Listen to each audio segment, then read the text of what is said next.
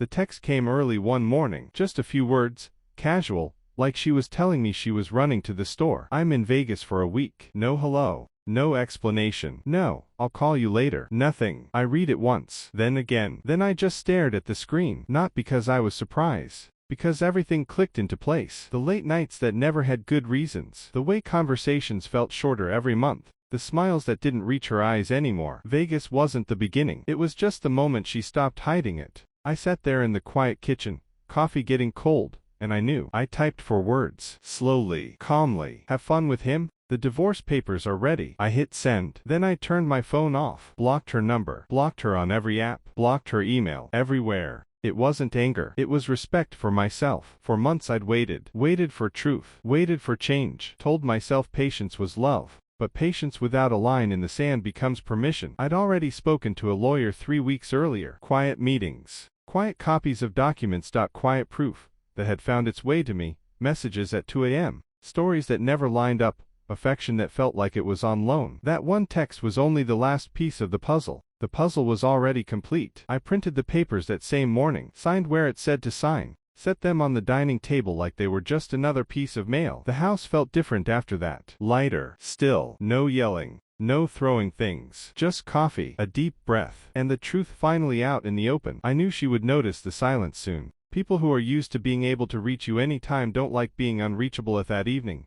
A knock came at the door. Firm, quick, worried. It was her sister. She looked like someone who had driven straight from the airport. Eyes wide, voice shaky. What is going on? She's hysterical. She can't get through to you. She thinks something happened. I stepped aside. Let her in. She saw the papers on the table right away. I spoke quietly. I answered her message honestly. Then I chose peace. She tried at first. It's just a trip. It's Vegas. She's stressed. I listened. Then I answered. Marriage doesn't live on, just. Trust doesn't break in one night. It disappears one choice at a time. This wasn't sudden. It was only hidden until now. She sat down. The defense slowly left her face. She asked if there was any chance to talk it out. I shook my head. Talking is for preventing pain, not for excusing it after it's already done. She was quiet for a long moment. Then she said something I'll always remember. This isn't the first time I've worried about her. That sentence landed heavier than anything else that day. When your own sister can't fully defend you anymore, the truth is already standing in the room. I told her I didn't hate her sister. I just refused to keep trading my self-respect to keep someone comfortable. The papers weren't a weapon. They were a boundary. She stayed only a short while longer. Said she would talk to her. Try to calm her. I thanked her.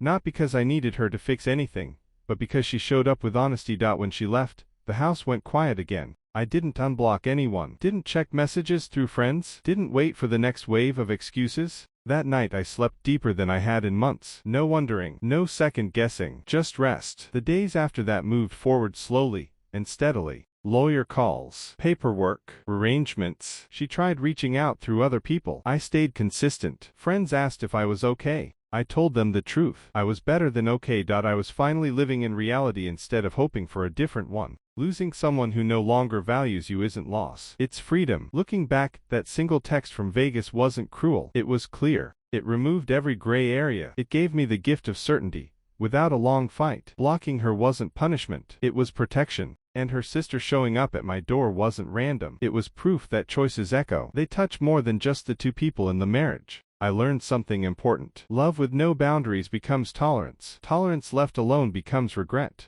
Ending it cleanly saved me from years of quiet resentment. I didn't chase, didn't yell, didn't beg. I simply accepted what she showed me, and acted on it. And sometimes the moment you finally block someone everywhere is the same moment you finally find your way back to yourself.